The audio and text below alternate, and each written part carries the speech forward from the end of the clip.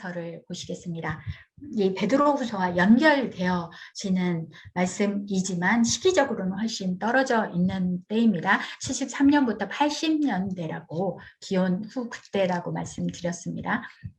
예수 그리스도의 믿음의 반석 위에 자신을 세워라, 이 말씀입니다. 이거는 계속 설명드렸습니다. 예수님의 동생 유다께서 쓰셨습니다. 유다에 관한 여러 이름들이 있습니다. 그런데 예수님의 동생으로 저희는 보고 있습니다. 예수님과 함께 하셨고 또 형님인 야고보 장로님과도 함께 했었고, 그리고 그분은 벌써 순교하셨고 62년에 순교하셨지요. 형님의 뒤를 따라서 믿음으로 이제 교회를 지켜가고 있는 분이 유다 장로님이십니다. 1장 1절에 부르심을 받은 자. 그래서 이분은 하나님의 아버지 안에서 사랑을 얻고 예수 그리스도를 위하여 지키심 받은 그런 성도들이라고 봅니다.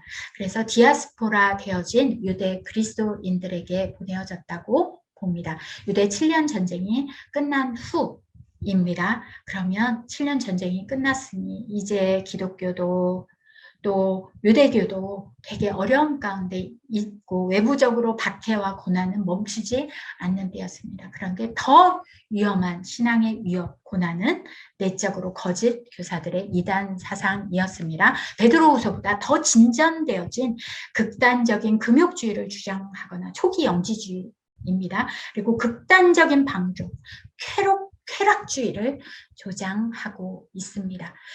이 근거를 보시면 베드로후서와 유사성이 많은 것도 있지만 유대 전쟁에 대한 기록이었고 전쟁 이후에 기록되어지고 그리고 더 진전되어진 이단성을 보면 그 후에 쓰여졌다고 보는 것입니다.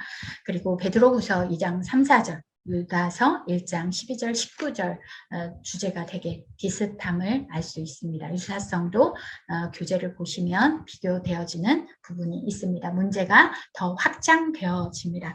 그런데 하나의 차이점을 보신다면 베드로후서에서는 거짓 교사들 문제가 점점 나타나기 시작하는, 그래서 미래형으로 사실은 말씀을 주셨습니다. 그런데 유다서는 1장 12절이나 19절에 현재형입니다. 가만히 이때의 교회의 위협적인 존재로 거짓 교사들이 들어와 있는 현재형 분사를 사용해서 현재 임에 있는 거짓 교사들을 지적하고 있습니다. 그리고 유다서는 타락한 자, 좋을 대로 함부로 무법한 자들을 이렇게 정확히 지적하고 있습니다. 그 거짓 교사들의 가르침을 강하게 경고하고 있습니다. 그들의 심판을 경고하고 있습니다. 그러면 그들의 길을 따라가는 그리스도인들이 된다면 그들도 심판받을 것입니다. 그러니 믿음을 격려하면서 믿음의 굳건하여서 잘못된 가르침을 물리치도록 돕는 그런 진리의 말씀 가운데 믿음 가운데 서 있을 수 있도록 어떻게 올바르게 믿음을 대처해야 될지를 알려주는 말씀입니다. 하나님의 사랑을 받고 예수 그리스도를 위해 지키심 받은 자들이라고 합니다. 주님께서 믿음의 성도들은 지켜주십니다. 그런데 나중에 뒤쪽에 보면 천사들이 심판받기 위하여 갇혀 있다고 합니다. 같은 단어입니다. 그러니 악한 천사들처럼 그들도 심판을 위해서 하나님께서 가둬두시는데 믿음의 사람들은 구원과 은혜와 하나님 나라 상속을 위하여서 지키십니다. 그러니 어떤 지킴 속에 있어야 되는지, 하나님께서 지키시는 곳에 따라가고 그 지키심 속에 안전히 거해야 되는지, 바른 믿음 가운데 거해야 되는지, 멸망으로 갈 수밖에 없는, 그래서 도망가지 못하는 거기에 갇혀 있어야 되는지 정확히 바른 길을 선택할 수 있도록 권면해 주십니다. 인사의 말씀을 먼저 주시고 그리고 거짓 교사들 내릴 심판을 정확히 지적하시고 믿음 위에 자신들을 지켜내도록 권면하십니다. 그리고 마지막 축도로 말씀을 마칩니다. 예수 그리스도의 믿음의 반석 위에 우리를 세우라고 하십니다. 예수님 위에 그 반석 대신 예수님이 우리가 서 있다면 그 믿음을 지켜내고 우리를 세워주시고 지켜주시고 인도하시는 그 주님 때문에 우리는 넉넉히 이기고 산 소망의 자리로 하나님 나라 그 영원한 상속자로 나아갈 것입니다. 그러니 어떤 장소에 쓰였느냐, 누가 어쨌든 그게 중요한 게 아니라 거짓 교사들이 지금 임하였으니 바른 믿음 위에 우리를 세워갈 수 있도록 그렇게 지적하고 계십니다. 믿음의 도를 위하여 우리는 힘써 싸우라고 하십니다. 바른 진리의 비진리는 반드시 싸우고 마귀는 대적해야 합니다. 다른 것들은 사랑으로 품고 미혹된 자들은 구원을 위하여 긍휼을 베풀고 견딜 수 있을지라도 그래도 잘못된 비진리로 우리를 미혹하는 자에는 싸워야 합니다. 믿음의 도를 위하여서 힘써 싸우는 게 우리가 갈 길입니다. 그들이 어떤 자인지 경건하지도 않고 하나님의 은혜를 오히려 방탕한 것으로 바꾸고 홀로 하나 되시는 주제 되신 주 예수 그리스도를 부인하고 있습니다. 그렇다면 그들은 심판밖에 없습니다. 그들의 거짓 가르침에 속는다면 우리도 심판받을 것입니다. 과거의 심판 모습을 이제 구약을 통하여서 예로 들어줍니다. 이제 현재 거짓 교사들의 모습을 말씀해 주십니다. 이들이 얼마나 도덕적으로 방탕했는지 육체를 더럽히고 권위를 업신여기고 영광을 비반하고 그리고 가인의 길로 고라의 폐역으로 발람의 어그러진 길로 다 자신의 자리를 지키지 않고 하나님의 기업의 소중함을 무시하고 그리고 무엇보다도 잘못된 가르침으로 그래서 결국에는 멸망의 길로 갔던 구약의 표본들 그분들을 제시하면서 왜 그들은 그 길로 갔을지 원망하고 불평하고 그걸로부터 이 잘못된 길로 갔던 이 광야 백성들의 모습이 있었습니다. 결국 정욕대로 행하다가 그 길로 갔습니다. 가인의 길로 또 에서의 길로 그렇게 갈 수 있는 두려운 길이 자기 자리를 지키지 못하고 믿음의 길이 얼마나 소중한 것이고 하나님의 믿음의 기업을 이어가는 그런 산소망을 가진 것이 얼마나 큰 은혜의 자리인지를 기억하지 못하면 우리도 휩쓸려 갈 수 있습니다. 그러니 믿음 위에 우리 자신을 지켜야 됩니다.